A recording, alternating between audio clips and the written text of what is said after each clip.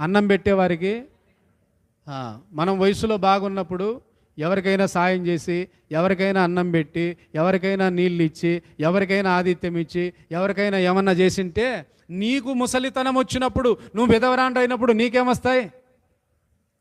నీకు నీళ్ళు వస్తాయి. నీళ్లు పోసే వాళ్ళు ఉంటారు, అన్నం పెట్టే వాళ్ళు ఉంటారు, ఇంటికి పిలిచి రామ్మ అని ఒక ముద్ద పెట్టే వాళ్ళు ఉంటారు. ఎందుకు?